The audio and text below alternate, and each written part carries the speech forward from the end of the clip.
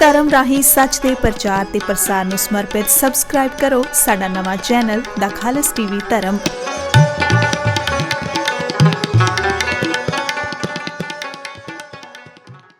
ਪੰਜਾਬ ਦੇ ਵਿੱਚ corona virus ਦੇ ਨਾਲ ਹੁਣ ਤੱਕ 5 ਲੋਕਾਂ ਦੀ ਮੌਤ ਹੋ ਚੁੱਕੀ ਹੈ। ਇੱਕ ਭਾਈ ਨਿਰਮਲ ਸਿੰਘ ਖਾਲਸਾ ਦੀ ਮੌਤ ਅੰਮ੍ਰਿਤਸਰ ਦੇ ਗੁਰੂ ਨਾਨਕ ਹਸਪਤਾਲ ਦੇ ਵਿੱਚ ਹੋਈ ਹੈ ਤੇ ਦੂਸਰੀ ਇੱਕ ਮੌਤ ਹੈ ਜਿਹੜੀ ਉਹ ਪਟਿਆਲਾ ਦੇ ਰਜਿੰਦਰਾ ਹਸਪਤਾਲ ਦੇ ਵਿੱਚ ਹੋਈ ਹੈ, ਲੁਧਿਆਣੇ ਦੀ ਇੱਕ 43 ਸਾਲਾ ਔਰਤ ਪੂਜਾ ਰਾਣੀ ਦੀ। ਸੋ ਅਸੀਂ ਇਹਨਾਂ ਦੋਵੇਂ ਹਸਪਤਾਲਾਂ ਦਾ ਹੀ ਜ਼ਿਕਰ ਕਰਾਂਗੇ ਕਿ ਪੰਜਾਬ ਦੇ ਦੋਵੇਂ ਵੱਡੇ ਹਸਪਤਾਲ ਨੇ, ਅੰਮ੍ਰਿਤਸਰ ਤੇ ਪਟਿਆਲਾ ਦੇ ਵਿੱਚ ਦੋ ਵੱਡੇ ਹਸਪਤਾਲ ਨੇ। ਇੱਥੇ ਪ੍ਰਬੰਧਾਂ ਦੀ ਕਿਵੇਂ ਪੋਲ ਹੈ ਜਿਹੜੀ ਉਹ ਖੁੱਲ ਰਹੀ ਹੈ, ਉਹ ਡਾਕਟਰ ਹੀ ਖੁਦ ਜਾਣਕਾਰੀ ਦੇ ਰਹੇ ਹਨ। ਅੰਮ੍ਰਿਤਸਰ ਦੇ ਵਿੱਚ ਨਰਸਾਂ ਨੇ ਅੱਜ ਹੰਗਾਮਾ ਕੀਤਾ ਹੈਗਾ। ਪਟਿਆਲੇ ਦੇ ਵਿੱਚ ਰਜਿੰਦਰਾ ਹਸਪਤਾਲ ਦੀਆਂ ਜਿਹੜੀਆਂ ਨਰਸਾਂ ਨੇ ਉਹ ਪਿਛਲੇ ਕਈ ਦਿਨਾਂ ਤੋਂ ਇਹ ਗੱਲ ਸੁਰਖੀਆਂ ਦੇ ਵਿੱਚ ਆ ਰਹੀ ਸੀ ਕਿ ਨਰਸਾਂ ਨੇ ਹੰਗਾਮਾ ਕੀਤਾ। ਕਿਉਂ ਕੀਤਾ? ਕਿਉਂਕਿ ਸਿਹਤ ਪ੍ਰਬੰਧਾਂ ਦੇ ਵਿੱਚ ਪੂਰੀ ਘਾਟ ਹੈਗੀ ਹੈ। ਡਾਕਟਰਾਂ ਨੂੰ ਜੇ ਆਪਾਂ ਕਹਿ ਲਈਏ ਕਿ ਬਿਨਾਂ ਹਥਿਆਰਾਂ ਨੂੰ ਤੁਸੀਂ ਬਿਨਾਂ ਹਥਿਆਰਾਂ ਤੋਂ ਫੌਜੀ ਨੂੰ ਜੰਗ ਦੇ ਵਿੱਚ ਤੋਰ ਦਿਓਗੇ ਤੇ ਉਹ ਜੰਗ ਕਿਵੇਂ ਲੜੇਗਾ? ਇਸੇ ਤਰੀਕੇ ਦੇ ਹਾਲਾਤ ਨੇ ਜਿਹੜੇ ਉਹ ਡਾਕਟਰਾਂ ਦੇ ਹੋਏ ਨੇ। ਇੱਕ ਤੇ ਸਾਡੀ ਪੇ ਬਿਲਕੁਲ ਥੋੜੀ ਆ, ਕੰਮ ਕਰਨ ਤੋਂ ਕੋਈ ਇਨਕਾਰ ਨਹੀਂ ਕਰਦੇ ਪਏ, ਅਸੀਂ ਕੰਮ ਕਰਦੇ ਆ, ਠੀਕ ਆ। ਇੱਕ ਨਾ ਸਾਨੂੰ ਪੀਪੀ ਕਿੱਟ ਪ੍ਰੋਵਾਈਡ ਹੁੰਦੀ ਆ, ਨਾ ਸਾਨੂੰ ਗਲਵਜ਼ ਮਿਲਦੇ ਪਏ, ਨਾ ਸਾਨੂੰ N95 ਮਾਸਕ ਮਿਲਦੇ ਪਏ। ਵੇਖ ਲਓ ਸਾਰਿਆਂ ਨੇ ਸਰਜੀਕਲ ਮਾਸਕ ਲਾਏ ਆ, ਠੀਕ ਆ। ਇੱਕ ਐਮਰਜੈਂਸੀ ਦੇ ਵਿੱਚ ਸਾਰਾ ਸਟਾਫ ਡਿਊਟੀਆਂ ਕਰਦਾ ਪਿਆ। ਐਮਰਜੈਂਸੀ ਦੇ ਵਿੱਚ ਉਸ ਤਰ੍ਹਾਂ ਹੀ ਪੇਸ਼ੈਂਟ ਨੂੰ ਦੇਖਦੇ ਵਿਦਆਊਟ ਪੀਪੀ ਕਿੱਟ। ਅਕਮੋਡੇਸ਼ਨ ਦਿੱਤੀ ਜਾਵੇ, 3 ਟਾਈਮ ਦਾ ਪ੍ਰੋਪਰ ਫੂਡ ਦਿੱਤਾ ਜਾਵੇ, ਹਾਈ ਪ੍ਰੋਟੀਨ ਫੂਡ ਦਿੱਤਾ ਜਾਵੇ ਤੇ ਵਿਦ ਜਿੰਨੀ ਟਾਈਮ ਵੀ ਸਾਡੀ ਡਿਊਟੀ ਲੱਗਦੀ ਆ ਉਸ ਤੋਂ ਬਾਅਦ ਸਾਨੂੰ ਪ੍ਰੋਪਰ ਆਈਸੋਲੇਸ਼ਨ ਪੀਰੀਅਡ ਵਾਸਤੇ ਰੱਖਿਆ ਜਾਵੇ 15 ਦਿਨ ਤੇ ਉਸ ਤੋਂ ਬਾਅਦ ਸਾਡੇ ਟੈਸਟ ਭੇਜੇ ਜਾਣ।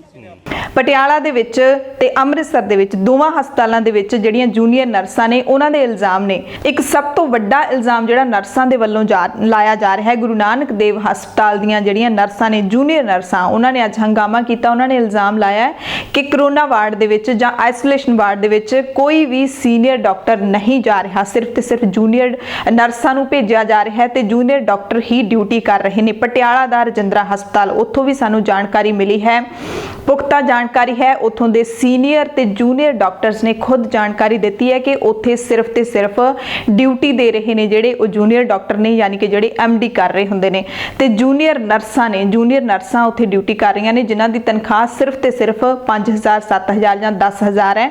ਤੇ ਦੋਵੇਂ ਹਸਪਤਾਲਾਂ ਦੀਆਂ ਨਰਸਾਂ ਦਾ ਇਲਜ਼ਾਮ ਹੈ ਕਿ ਉਹਨਾਂ ਨੂੰ ਪਿਛਲੇ 2 ਮਹੀਨਿਆਂ ਤੋਂ ਤਨਖਾਹਾਂ ਹੀ ਨਹੀਂ ਮਿਲੀਆਂ। ਨਰਸਾਂ ਦਾ ਇੱਕ ਇਲਜ਼ਾਮ ਹੈ, ਉਹਨਾਂ ਦੀ ਇੱਕੋ ਹੀ ਡਿਮਾਂਡ ਹੈ ਕਿ ਅਸੀਂ ਕੰਮ ਕਰਨ ਨੂੰ ਬਿਲਕੁਲ ਤਿਆਰ ਆ। ਇੱਕ ਤਾਂ ਸਾਨੂੰ ਇੱਥੇ ਅਕਮੋਡੇਸ਼ਨ ਦਿੱਤੀ ਜਾਵੇ, ਹਸਪਤਾਲਾਂ ਦੇ ਵਿੱਚ ਸਾਨੂੰ ਰਹਿਣ ਦਾ ਪ੍ਰਬੰਧ ਕੀਤਾ ਜਾਵੇ ਤੇ ਸਾਨੂੰ ਹੈਲਦੀ ਡਾਈਟ ਹੈ ਜਿਹੜੀ ਇੱਥੇ ਹੀ ਪ੍ਰੋਵਾਈਡ ਕੀਤੀ ਜਾਵੇ ਤਾਂ ਕਿ ਅਸੀਂ ਲੜਨ ਲਈ ਤਿਆਰ ਹੋਵਾਂਗੇ, ਤਾਂ ਹੀ ਤਾਂ ਅਸੀਂ ਲੋਕਾਂ ਨੂੰ ਬਚਾਵਾਂਗੇ। ਉਹਨਾਂ ਦਾ ਪੱਖ ਬਿਲਕੁਲ ਸਹੀ ਹੈ ਕਿਉਂਕਿ 10000 ਉੱਕਾ ਪੁੱਕਾ 10000 ਤਨਖਾਹ ਦਿੱਤੀ ਜਾਂਦੀ ਹੈ, ਨਾ ਹੀ ਕੋਈ ਭੱਤਾ ਦਿੱਤਾ ਜਾਂਦਾ ਹੈ, ਨਾ ਹੀ ਕੋਈ ਹੋਰ ਸਹੂਲਤ ਹੈ। ਆਪਣੇ ਆਪ ਆਪਣੇ ਘਰਾਂ ਤੋਂ ਚੱਲ ਕੇ ਹਸਪਤਾਲ ਪਹੁੰਚਦੀਆਂ ਨੇ, ਕੋਈ ਟਰੈਵਲ ਸਹੂਲਤ ਨਹੀਂ ਦਿੱਤੀ ਜਾਂਦੀ। ਔਰ ਜਦੋਂ ਹਸਪਤਾਲ ਦੇ ਵਿੱਚ ਆ ਜਾਂਦੇ ਨੇ ਕੋਈ PPE ਕਿੱਟਾਂ ਨਹੀਂ ਉਹਨਾਂ ਨੂੰ ਮਿਲਦੀਆਂ ਹੈਗੀਆਂ। ਇਸ ਤਰ੍ਹਾਂ ਹੀ ਕਰੋਨਾ ਵਾਰਡ ਦੇ ਵਿੱਚ ਭੇਜਿਆ ਜਾ ਰਿਹਾ। ਇੱਕ ਨਰਸ ਨੇ ਤਾਂ ਇਹ ਵੀ ਜਿਹੜਾ ਹੈ ਬੜਾ ਹੀ ਸਨਸਨੀਖੇਜ਼ ਜ਼ਰੂਰ ਗੱਲ ਹੈਗੀ ਹੈ ਕਿ ਇੱਥੇ ਅੰਮ੍ਰਿਤਸਰ ਦੇ ਗੁਰੂ ਨਾਨਕ ਹਸਪਤਾਲ ਦੇ ਵਿੱਚ ਬਹੁਤ ਸਾਰੇ ਇਨਫੈਕਟਡ ਲੋਕ ਨੇ, ਸਾਡੇ ਚੋਂ ਵੀ ਕਿੰਨੇ ਇਨਫੈਕਟਡ ਹੋਣਗੇ ਇਹ ਉਹਨਾਂ ਦਾ ਕਹਿਣਾ ਸੀਗਾ। ਸੋ ਇੰਨੇ ਵੱਡੇ ਜਿਹੜੇ ਘਾਟ ਹੈਗੀ ਹੈ ਸਿਹਤ ਪ੍ਰਬੰਧਾਂ ਦੇ ਵਿੱਚ ਆਖਿਰਕਾਰ ਕਿਉਂ? ਪਟਿਆਲਾ ਦੇ ਰਜਿੰਦਰਾ ਹਸਪਤਾਲ ਤੋਂ ਸਾਨੂੰ ਜਾਣਕਾਰੀ ਮਿਲੀ ਹੈ ਕਿ ਉੱਥੇ ਸੀਨੀਅਰ ਡਾਕਟਰਸ ਆਪਣੇ ਘਰਾਂ ਦੇ ਵਿੱਚ ਬੈਠੇ ਨੇ।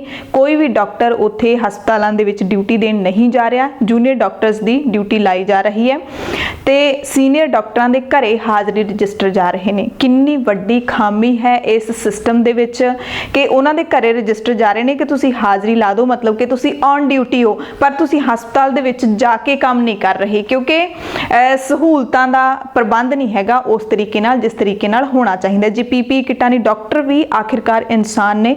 ਸਭ ਤੋਂ ਪਹਿਲਾਂ ਉਹਨਾਂ ਨੂੰ ਸੇਫਟੀ ਦੀ, ਸਿਕਿਉਰਿਟੀ ਦੀ ਲੋੜ ਹੈਗੀ ਹੈ ਕਿਉਂਕਿ ਉਹਨਾਂ ਨੇ ਹਰ ਇੱਕ ਮਰੀਜ਼ ਦੇ ਸੰਪਰਕ ਦੇ ਵਿੱਚ ਆਉਣਾ ਹੈ ਤੇ ਜੇ ਉਹੀ ਪੂਰੀ ਤਰ੍ਹਾਂ ਦੇ ਨਾਲ ਤਿਆਰ ਨਹੀਂ ਹੋਣਗੇ ਉਸ ਬਿਮਾਰੀ ਦੇ ਨਾਲ ਲੜਨ ਦੇ ਲਈ ਤਾਂ ਕਿਵੇਂ ਲੋਕਾਂ ਨੂੰ ਬਚਾਉਣਗੇ? ਡਾਕਟਰਾਂ ਦਾ ਇੱਥੇ ਕਸੂਰ ਨਹੀਂ ਹੈ, ਕਸੂਰ ਹੈ ਪ੍ਰਬੰਧਾਂ ਦਾ, ਸਰਕਾਰ ਦੇ ਪ੍ਰਬੰਧਾਂ ਦਾ। ਸਿਹਤ ਮੰਤਰੀ ਬਲਬੀਰ ਸਿੰਘ ਸਿੱਧੂ, ਉਹਨਾਂ ਨੂੰ ਬਿਲਕੁਲ ਜਵਾਬ ਦੇਣਾ ਚਾਹੀਦਾ। ਬਿਲਕੁਲ ਸਰਕਾਰ ਨੇ ਫੰਡ ਜਾਰੀ ਕੀਤਾ ਹੈ ਕਿ ਹਰ ਇੱਕ ਜ਼ਿਲ੍ਹੇ ਦੇ ਵਿੱਚ ਡੀਸੀ ਨੂੰ ਫੰਡ ਜਾਰੀ ਕੀਤਾ ਗਿਆ ਕਿ ਉਹਨਾਂ ਨੇ ਇਹ ਫੰਡ ਹੈ ਉਹ ਵਰਤ ਸਕਦੇ ਨੇ, ਕਿੱਥੇ ਕਿੱਥੇ ਵਰਤ ਸਕਦੇ ਨੇ। ਪਰ ਉਸ ਤੋਂ ਬਾਅਦ ਜ਼ਿੰਮੇਵਾਰੀ ਕਿਹਦੀ ਹੁੰਦੀ ਹੈ? ਸਿਹਤ ਮੰਤਰੀ ਨੇ ਐਲਾਨ ਕਰਤਾ, ਉਸਦੀ ਜ਼ਿੰਮੇਵਾਰੀ ਕਿਹਨੇ ਨਿਭਾਉਣੀ ਹੈ? ਸਿਵਲ ਸਰਜਨਾਂ ਦੀ ਡਿਊਟੀ ਹੁੰਦੀ ਹੈ। ਹਰ ਸ਼ਹਿਰ ਦੇ ਵਿੱਚ ਸਿਵਲ ਸਰਜਨ ਹੁੰਦੇ ਨੇ।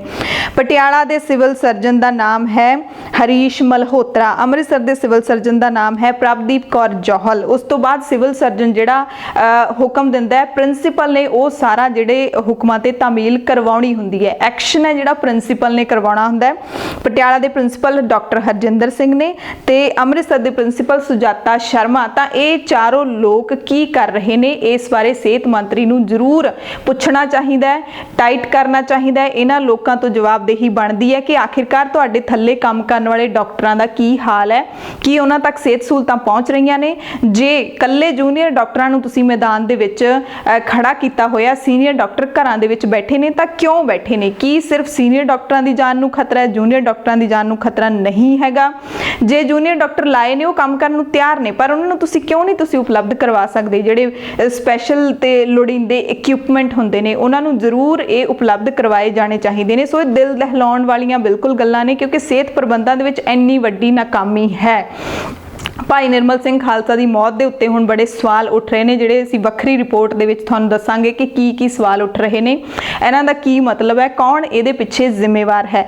ਡਾਕਟਰਾਂ ਨੂੰ ਬਹੁਤ ਸਾਰੇ ਲੋਕ ਨੇ ਜਿਹੜੇ ਇਹ ਵੀ ਸਵਾਲ ਚੁੱਕ ਰਹੇ ਨੇ ਕਿ ਸਾਰੇ ਹਸਪਤਾਲ ਪ੍ਰਸ਼ਾਸਨ ਨੂੰ ਸਸਪੈਂਡ ਕਰਨਾ ਚਾਹੀਦਾ। ਠੀਕ ਹੈ, ਕਿਤੇ ਨਾ ਕਿਤੇ ਡਾਕਟਰਾਂ ਦੀ ਅਣਗਹਿਲੀ ਹੁੰਦੀ ਹੈ, ਪਰ ਜੇ ਡਾਕਟਰ ਕਹਿ ਰਹੇ ਨੇ ਕਿ ਸਾਡੇ ਕੋਲ ਪ੍ਰਬੰਧ ਹੀ ਪੂਰੇ ਨਹੀਂ, ਤਾਂ ਫਿਰ ਡਾਕਟਰਾਂ ਨੂੰ ਸਸਪੈਂਡ ਕਰਨ ਦੀ ਲੋੜ ਨਹੀਂ ਬਣਦੀ। ਲੋੜ ਹੈ ਸਿਸਟਮ ਨੂੰ ਸੁਧਾਰਨ ਦੀ। ਦੇਖਣਾ ਚਾਹੀਦਾ ਹੈ ਸਿਹਤ ਮੰਤਰੀ ਬਲਵੀਰ ਸਿੰਘ ਸਿੱਧੂ ਨੂੰ ਕਿ ਜਿਹੜਾ ਉਹਨਾਂ ਨੇ ਸਿਸਟਮ, ਉਹ ਖੁਦ ਵੀ ਮੈਦਾਨ ਦੇ ਵਿੱਚ ਡਟੇ ਹੋਏ ਨੇ। ਸਿਹਤ ਮੰਤਰੀ ਜੀ ਦੇਖਦੇ ਆ ਕਈ ਵਾਰੀ ਕਿ ਉਹ ਕਈ ਥਾਈਂ ਲੋੜਵੰਦਾਂ ਨੂੰ ਦੇਣ ਜਾਂਦੇ ਨੇ, ਭੋਜਨ ਦੇਣ ਜਾਂਦੇ ਨੇ, ਪਰ ਡਾਕਟਰਾਂ ਵੱਲ ਕੋਈ ਧਿਆਨ ਨਹੀਂ ਦਿੱਤਾ ਜਾ ਰਿਹਾ।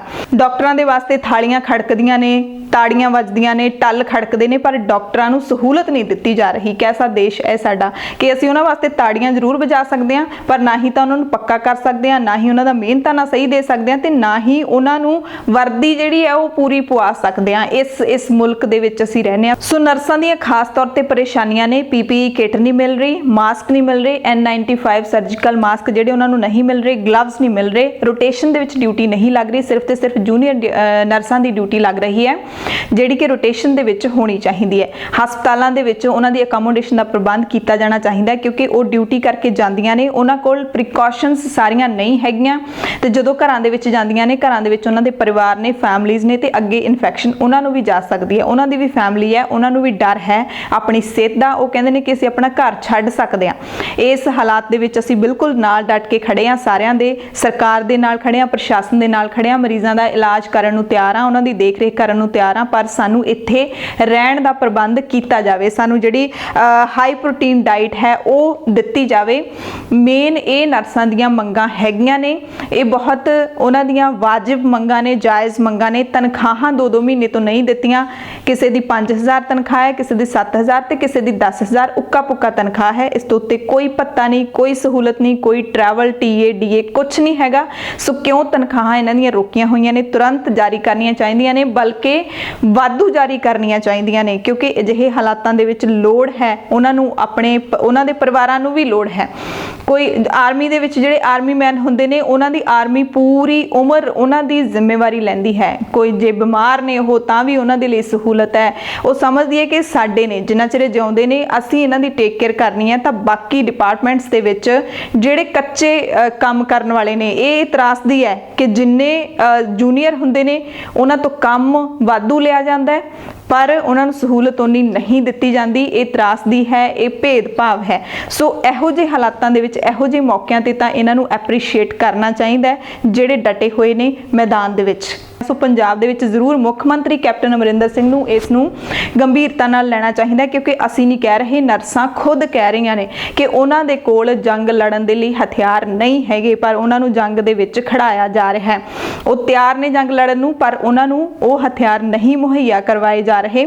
ਪਟਿਆਲਾ ਦੇ ਰਜਿੰਦਰਾ ਹਸਪਤਾਲ ਦੇ ਵਿੱਚ ਤਾਂ ਇਹ ਪੁਖਤਾ ਜਾਣਕਾਰੀ ਹੈ ਕਿ ਉੱਥੇ ਨਰਸਿਸ ਨੇ ਜਿਹੜੀਆਂ, ਉਹ ਵੀ ਕਿੰਨਾ ਕਰ ਲੈਣਗੀਆਂ। ਕਰੋਨਾ ਵਾਰਡ ਦੇ ਵਿੱਚ ਜਾਂ ਆਈਸੋਲੇਸ਼ਨ ਵਾਰਡ ਦੇ ਵਿੱਚ ਇੱਕ ਗੇੜਾ ਮਾਰ ਕੇ ਉਹਨਾਂ ਨੇ ਬਾਹਰ ਆ ਕੇ ਟੈਕਸਟ ਦੇ ਜ਼ਰੀਏ ਜਿਹੜਾ ਗਰੁੱਪ ਦੇ ਵਿੱਚ ਉਹਨਾਂ ਨੇ ਜਾਣਕਾਰੀ ਦੇ ਦੇਣੀ ਹੁੰਦੀ ਹੈ। ਉਹ ਜਾਣਕਾਰੀ ਸੀਨੀਅਰ ਡਾਕਟਰਸ ਦੇ ਕੋਲ ਜਾਂਦੀ ਹੈ ਤੇ ਸੀਨੀਅਰ ਡਾਕਟਰਸ ਅੱਗੇ ਆਪਣੇ ਉੱਪਰ ਬੈਠਿਆਂ ਨੂੰ ਉਹ ਜਾਣਕਾਰੀ ਪਹੁੰਚਾ ਦਿੰਦੇ ਨੇ ਕਿ ਸਭ ਕੁਝ ਠੀਕ ਠਾਕ ਹੈ, ਪਰ ਸਭ ਕੁਝ ਠੀਕ ਠਾਕ ਨਹੀਂ ਹੈ। ਇਸ ਨੂੰ ਠੀਕ ਕਰਨ ਦੀ ਲੋੜ ਹੈ, ਨਹੀਂ ਤਾਂ ਆਉਣ ਵਾਲੇ ਦਿਨਾਂ ਦੇ ਵਿੱਚ ਹਾਲਾਤ ਬਹੁਤ ਖਰਾਬ ਨੇ ਜਿਹੜੇ ਉਹ ਹੋ ਸਕਦੇ ਨੇ। ਸੋ ਜ਼ਰੂਰ ਇਹ ਜਿਹੜੀ ਪ੍ਰਾਇੋਰਟੀ ਹੈ ਇਹਦੇ ਵੱਲ ਧਿਆਨ ਦੇਣ ਦੀ ਬਹੁਤ ਲੋੜ ਹੈ। 2 ਹਸਪਤਾਲਾਂ ਤੋਂ ਇਹ ਜਿਹੜੀਆਂ ਖਬਰਾਂ ਆਈਆਂ ਨੇ ਚਿੰਤਾ ਦਾ ਵਿਸ਼ਾ ਜ਼ਰੂਰ ਨੇ ਤੇ ਖਬਰਾਂ ਬਿਲਕੁਲ ਸਹੀ ਨੇ, ਪੁਖਤਾ ਨੇ ਤੇ ਇਸ ਦੀ ਕਨਫਰਮੇਸ਼ਨ ਹੈ ਜਿਹੜੀ ਸਿਹਤ ਮੰਤਰੀ ਨੂੰ ਖੁਦ ਕਰ ਲੈਣੀ ਚਾਹੀਦੀ ਹੈ, ਕਿਉਂਕਿ ਸਾਹਮਣੇ ਕੇਸ ਜਿਹੜੇ ਨੇ ਉਹ ਆ ਚੁੱਕੇ ਨੇ।